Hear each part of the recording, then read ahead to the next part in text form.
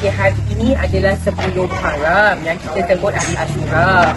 Jadi biasanya Hari Ashura ni selain daripada amalan-amalan ibadah yang kita buat, bubuk Ashura ni pun adalah satu keistimewaan lah pada bulan ini.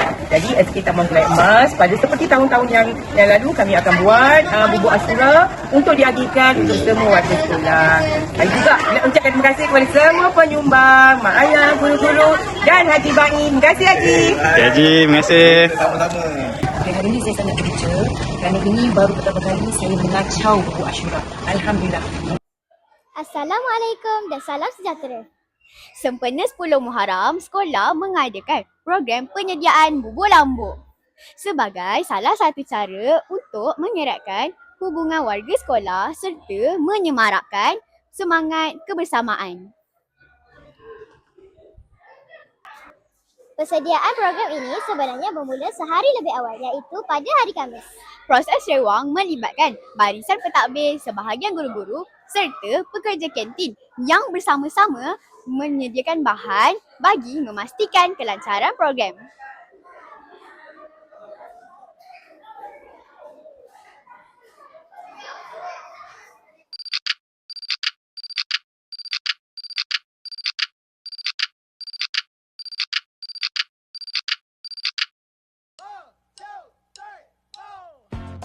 Pada hari program, proses penyediaan dan memasak bubur lambuk diteruskan oleh pihak yang terlibat sehingga siap untuk diagihkan kepada seluruh warga sekolah.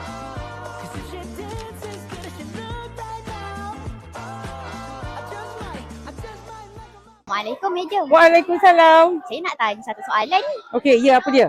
Apa yang Madam paling suka dalam program kali ini?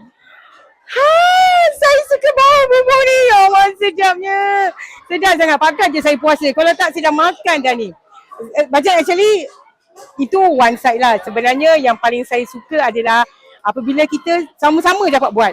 Bukan sahaja kami guru, tapi kami ada juga mak ayah yang datang, bergotong royong, ukhuwah tu semakin rapat. Itu yang saya paling suka sebenarnya. Okey, baik. Terima kasih, Madam. Sama. Awak tak nak rasa? Assalamualaikum, Cikgu.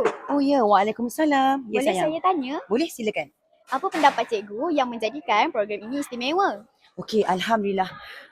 Program hari ini pada saya memang sangat istimewa kerana kita menggabungkan pihak sekolah, PIDG dan KSIB. Kalau awak perhatikan, ini sukarelawan daripada di kalangan ibu-ibu yang tidak bekerja. Selain daripada itu, bila kita nampak ukhuwah kita, jadi di sini kita boleh lihat ukhuwah yang sangat baiklah antara pihak sekolah dan komuniti. Kita bersama-sama menyediakan bahan-bahan untuk buat bubur Ashura dan packing lah untuk diagihkan kepada semua warga STEPS. Sekarang kita bersama salah seorang guru yang terlibat dalam persiapan program ini. Saza, boleh berceritakan bagaimana program ini dijalankan? Seawal pukul 6.30 pagi, beberapa orang guru yang telah ditugaskan dan ada sukarelawan daripada ibu bapa datang memasak di sebelah kantin sana. Dan pada pukul 9 dan 10 ni, kita sedang buat proses pembungkusan untuk dibahagi-bahagikan kepada murid-murid dan guru-guru. Terima kasih. Sama-sama. Puan, apakah perasaan Puan dapat bersama-sama dalam program pada hari ini? Saya berasa gembira dapat menyumbang tenaga dengan sukarelawan yang lain. Be loved into being loved. All I can do is say that these arms were made for holding you. And I wanna love like you made me feel. Program penyediaan bubur lambuk bukan sahaja menghidupkan suasana sempena 10 Muharram, malah menjadi semangat bekerjasama dan berkongsi dalam komuniti sekolah. Semoga amalan seperti ini menjadi tradisi dan memberi manfaat kepada semua. Sekian sahaja daripada kami.